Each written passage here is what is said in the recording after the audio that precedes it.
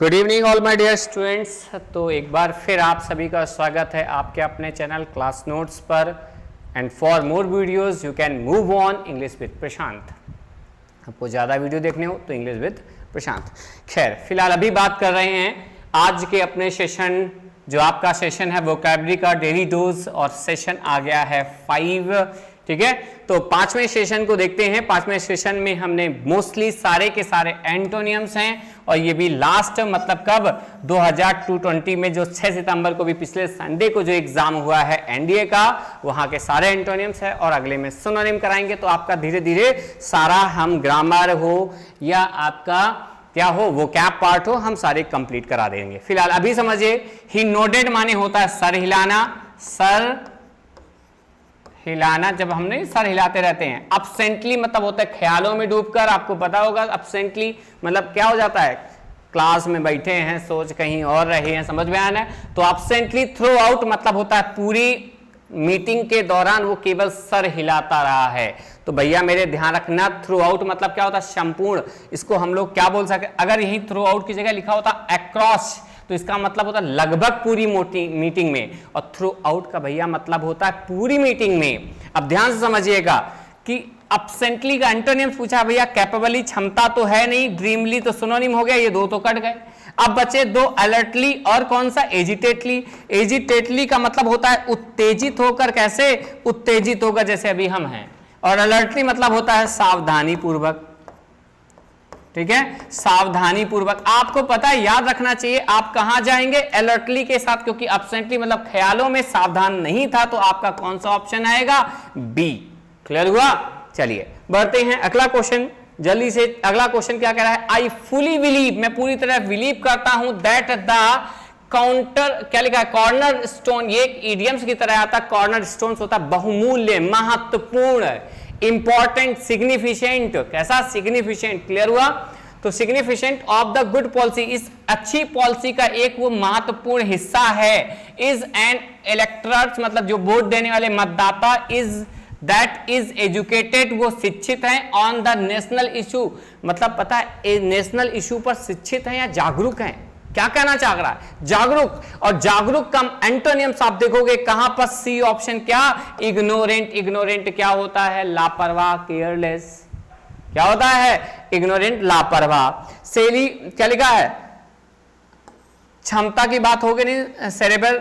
और आपका इनलाइटेंड, प्रकाश में आना। एरुडाइट होता है बुद्धिमान। आपका सिंपल ऑप्शन कौन सा, सी आ जाएगा। क्लियर हुआ। बढ़ते हैं अगला क्वेश्चन क्या कह रहा है, for important medical decision. Important अभी आपको पढ़ाया था सिग्निफिकेंट, या एक और वर्ड डिस्कस किया था कॉर्नर स्टोन। तो अभी फिलहाल देखते हैं यहाँ इंपॉर्टेंट का क्या होगा भैया, सिग्निफिकेंट, इंपॉर्टेंट सिनोनिम हो गया, एंटोनिम्स होगा नहीं। ट्रिवियल मतलब होता है तुच्छ या अनइंपॉर्टेंट, अनसिग्निफिकेंट। ठीक है, क्या लिखा, प्रोबेबल तो पता ही होगा, बेसिक आपको पता ही है। ठीक है, प्रोबेबल मतलब सिद्ध करने योग्य। तो यहां पर सिंपल कौन सा ऑप्शन आएगा, बी आएगा, ट्रिवियल। आपको क्लियर हो गया होगा। बढ़ते हैं अगला क्वेश्चन क्या कह रहा है, प्लैनेट्स मतलब ग्रह, moves in their orbit. Orbit हो जाए या एम्बिट हो जाए, ये कच्छ होती है, कच्छा या कच्छ, समझ में आया। जिसमें जैसे सूर्य के चारों ओर परिपथ होता है ना, इस परिपथ को क्या बोलते हैं, ऑर्बिट। इसकी एक और सिनोनिम होती है एम्बिट। क्लियर हुआ, AMBIT। अभी फिलहाल बात करते हैं मूव। मूव के लिए पुश तो आएगा नहीं भैया। ठीक है, फ्लो माने होता है तैरना। फ्लो माने क्या होता है, तैरना। और स्ट्रॉल माने होता है यूं ढिलमिल रूप से टहलना। कैसे, इधर उधर स्ट्रॉल, टहलना। जैसे मटर गश्ती करते हैं ना, तो इसको मटर गश्ती करना। अभी यहां आ जाओगे, क्या रोटेट करते, घूमते हैं भैया। ऐसा तो नहीं होता है पृथ्वी सूर्य का चक्कर लगाते नहीं जाएंगे, ऐसा तो नहीं ना। कैसा होता है, उसको तो चलना ही है, रोटेट करती है, रोटेट। कौन सा ऑप्शन, बी। बड़ा सरल क्वेश्चन था, एनडीए का था। फिलहाल आगे बढ़ते हैं, क्या लिखा, टेम्परेचर इज मेजर। टेम्परेचर मापा जाता है in eternal energy of the an object.